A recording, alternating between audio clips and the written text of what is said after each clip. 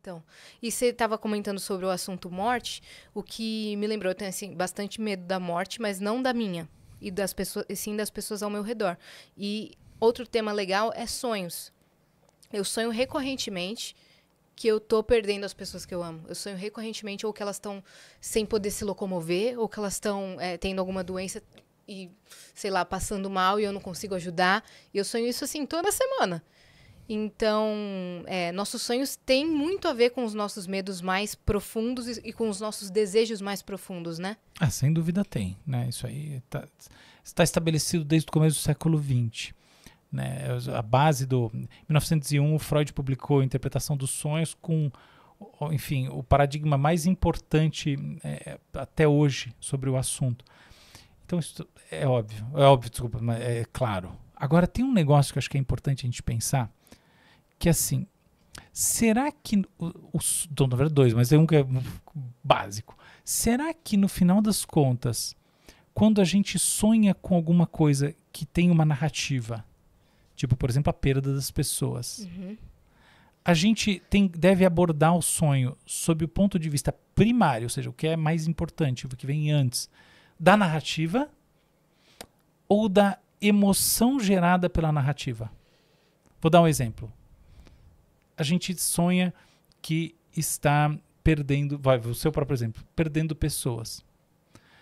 O sonho de que nós estamos perdendo pessoas pode ser lido como o sonho da falta. É o sonho, né, do afeto não correspondido, ou do medo do afeto não correspondido, né, afeto familiar, sobretudo, né, dessa coisa assim, eu amo a pessoa e ela não está aqui na minha frente. Sim. Esse tipo de coisa. Que eu diria que é a interpretação mais canônica.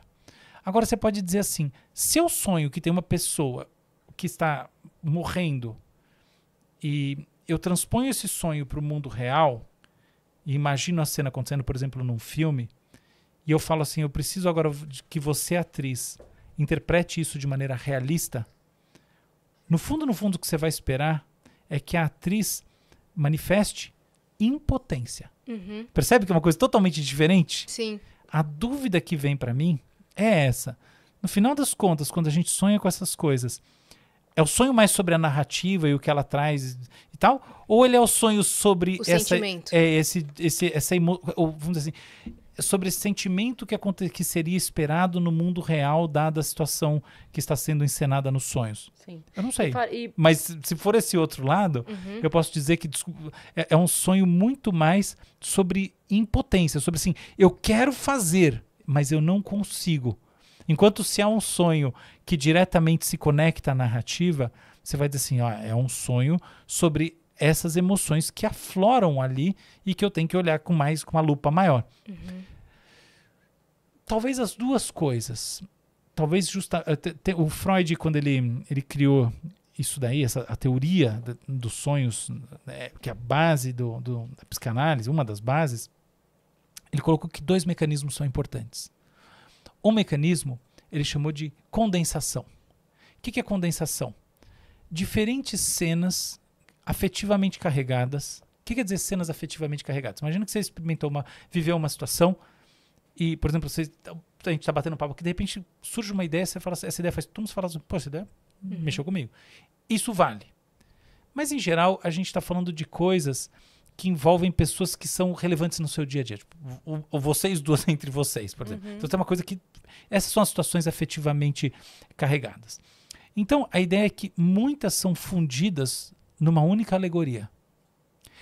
O outro ponto que ele colocou é que os sentimentos dos sonhos muitas vezes sofrem o que ele chama de deslocamento. O que quer dizer isso?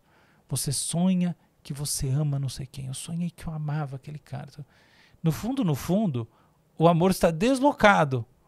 O que você sente mesmo é que você odeia. Olha que engraçado. Porque mesmo no sonho, ainda que o sonho seja a manifestação do inconsciente desse ponto de vista, dessa teoria, com a qual eu não trabalho, eu só conheço, né? Não tem nem o que fazer com essa teoria, porque eu não trabalho com nada disso, mas eu respeito demais, eu conheço esse arcabouço inteiro. O sonho, ainda que ele seja a manifestação do inconsciente, ele não é a manifestação final do sentido que as coisas precisam ter na tua vida. Tanto que existem os processos de interpretação. Sim. Claro, né? Então, se isso é verdade, vale a pena pensar assim, a cena recorrente da pessoa se afogando ou morrendo, não sei o quê, que outras coisas fora a perda podem estar condensadas ali? Uhum. E a segunda coisa é, dado o sentimento que emerge, que outros sentimentos que estão de alguma maneira ligados, até eventualmente ligados como o oposto, podem estar associados e permitirem uma leitura mais rica para mim mesma. Então, condensação e deslocamento. Eu acho que a gente tem que sempre olhar essas coisas com uma certa... um grauzinho de sal, eu acho super interessante, super legal, mas sonhos também, muitas vezes, eles refletem memórias, muitas vezes memórias traumáticas. Eu não sei se você já teve alguma memória, alguma experiência traumática de afogamento ou eventualmente de perda de um ente querido numa situação, num momento muito sensível da vida e etc. e tal, mas o famoso estresse pós-traumático se insere como uma espécie de assim, uma marca no chip da memória, tá? Assim, como se fosse um risco no disco. Sim. E aí tende a gerar loops. Então, pessoas, por exemplo, que vivem situações tipo aquelas que aconteceram aquela que aconteceu no litoral norte do estado de São Paulo, em que as casas desmoronaram com a chuva e as pessoas perderam tudo, muitas vezes perderam as famílias e tal. Esse tipo de situação, que é um evento traumático rápido, tende a ser processado nos sonhos durante anos, para muita gente, para outras pessoas, nada. E aí, com isso, tem essa memória e de fora a pessoa quer interpretar cheio de sofisticações psicanalíticas e perde de base o fenômeno mais pontual, mais prático que estaria explicando tudo. Que é só um looping daquela experiência traumática. Que é um mero looping traumático. Eu Então, pensei uma outra coisa também. Isso, só pra falar, só o que eu ia falar aquela hora, que tem muito a ver também com o seu...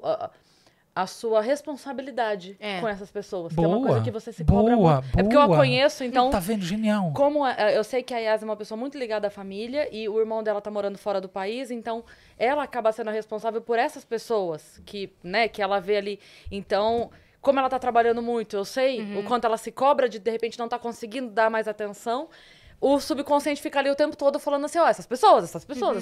Cara, né?